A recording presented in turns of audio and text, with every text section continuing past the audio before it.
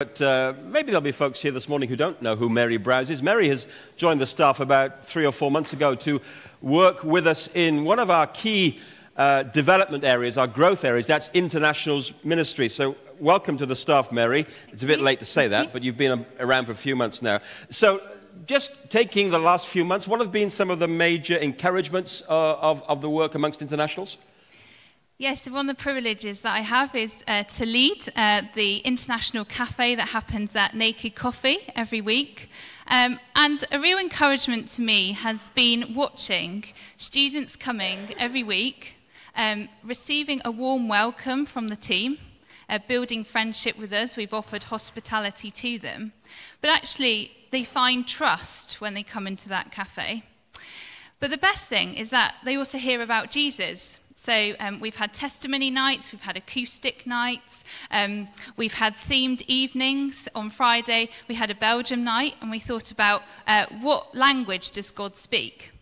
And the week before, we had a Thai-themed evening, and we saw around 30 people come. So I've been encouraged by the growing numbers. So Belgium evening, Thai evening, presumably you have people from all over the world?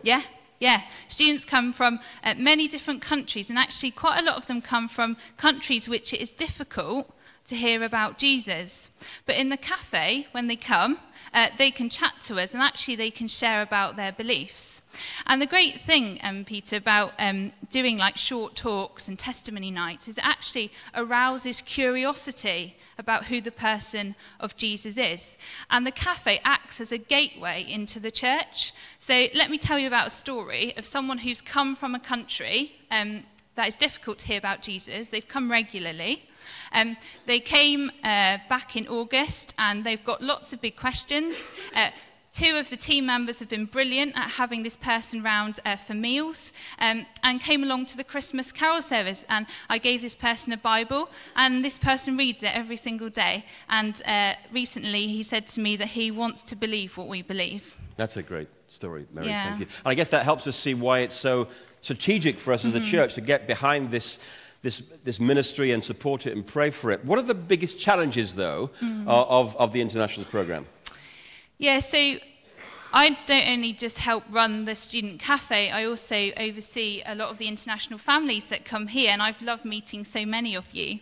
And I think one of the challenges is actually this growing number of internationals. We need committed people here in the church family who are willing to befriend these people. A lot of them actually don't have many friends, to meet up with them for a coffee or to even invite them round to their home for a meal. I think another challenge that I'm finding is how we prepare these internationals to go back to their countries to be missional agents. Some of them come from places which actually, in their context, are very hostile to Christianity. So a challenge I'm finding is how are we going to disciple these people when they return home to be missional agents in their place of work, in their families? So Mary, given that we've got 3 congregations on a Sunday morning, we've got one at BH House, they'll be kicking off at 10:15. We've got an evening congregation, we've got the International Hub Cafe. What are your plans for the future?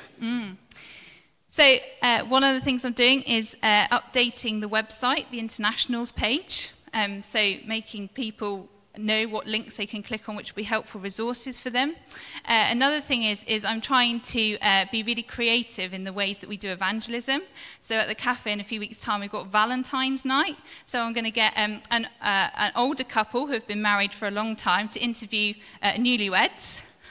And we're going to think about, the love of God and what that looks like. I'm also going to be starting a structured English conversation class. So I also work with the Jelly Tots team, with the mums there. And that way, hopefully, those conversations will lead to Jesus. Because, Peter, it's amazing. When you go into St. Augustine's, you walk across the room, you're talking to people from Uzbekistan, Russia, China, Spain. I don't even have to get on a plane. And these people are going to take the message of Jesus, I pray, back to their countries.